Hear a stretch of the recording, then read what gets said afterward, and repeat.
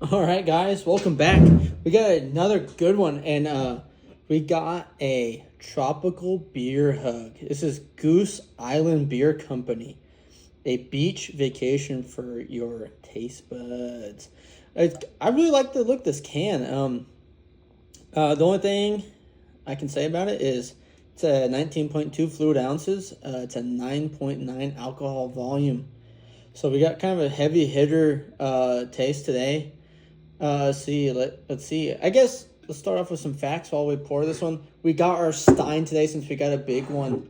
Founded Goose Island began in 1988 in Chicago. It was started by John Hall as a brew pub in the Lincoln Park neighborhood, which I would assume that's Chicago, because that's what this can says. It's a Chicago beer company.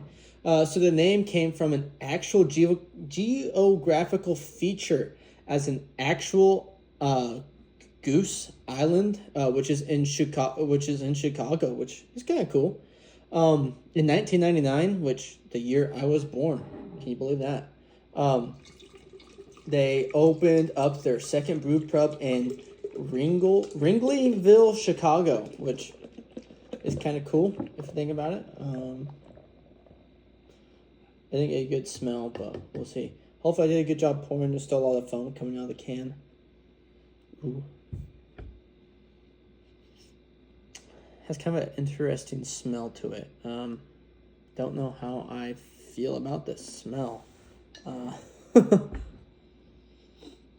it smells. I guess I should take that back. Goose Island is pretty good. I've actually had their regular IPA, which is their 12-ounce green cans. They're not bad. They're pretty sour, in my opinion, which is not bad. I'm cool with this little sourness. Like I said, I've been getting into IPAs, especially on this beer journey that I am on. Their can, like I said, IPAs always have the coolest cans.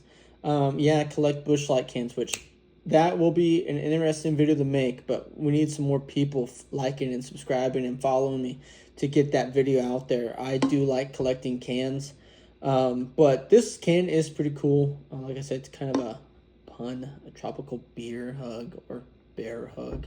But it has a very light color to it, especially for kind of a higher alcohol volume beer. Has a nice, let's see, 3-finger head on that. Let's get a smell.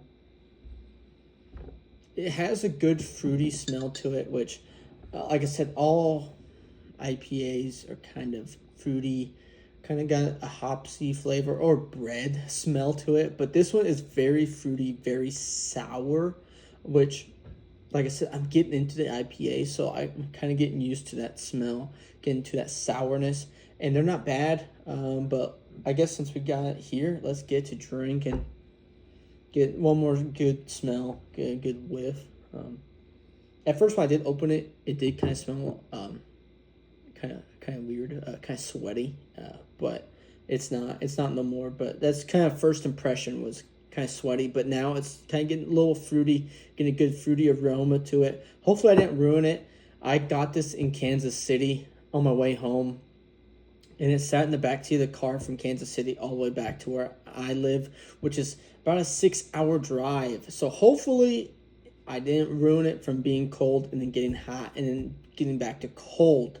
That's kind of why I got that kind of first little whiff of it, and I didn't like the smell of it.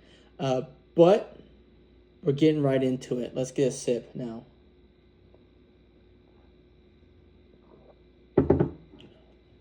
Whew. Definitely can tell it's 9%, 9.9%. Very strong, which is not bad. I'm digging it. Man, it kind of. Let me get another drink because I can kind of get a taste of something in there, and it's not like a usual IPA.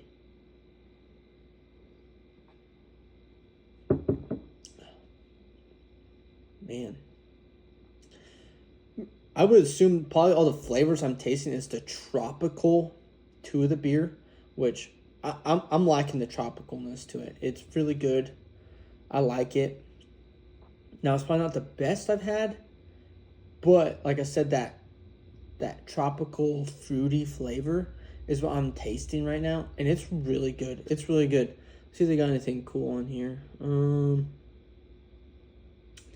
No, just typical facts of beer. Like I said, it's brewed and packaged by Goose Island Beer Company in Chicago, Illinois, whatever you want to call it, and Fort Collins, Colorado.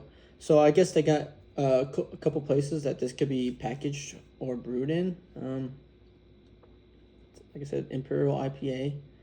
It's pretty good. I'm really kind of digging it. Let's get some more. I just wish I could kind of pinpoint the tropical flavor because you can really taste it. You really can.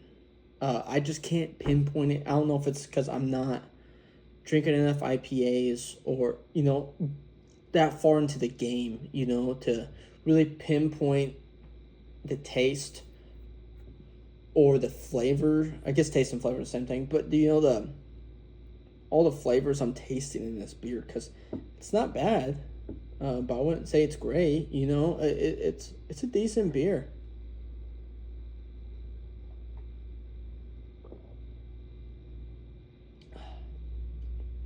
I mean, like it says, it's a vacation for your taste buds. I mean, it's kind of all over the place. It's really good. If I had to give it a number rating, man, it's going to be a high one in my opinion. I'm going to give it, 7.2, 7.2, 7.3. 7.4 would be pushing it for sure, but it's 7.2, 7.3. It's really good. It's really good.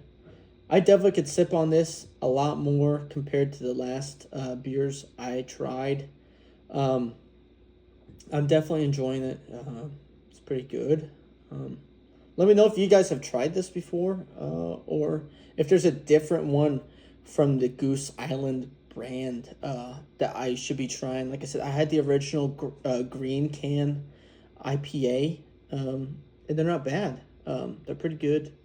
That one had more of a kind of sour orange taste, the green cans. But this one, I just can't pinpoint the actual flavor like I could the green can. But it's a good beer. Like I said, 7.2, 7.3. It's a good beer. I mean, so catch you all in the next one. Cheers.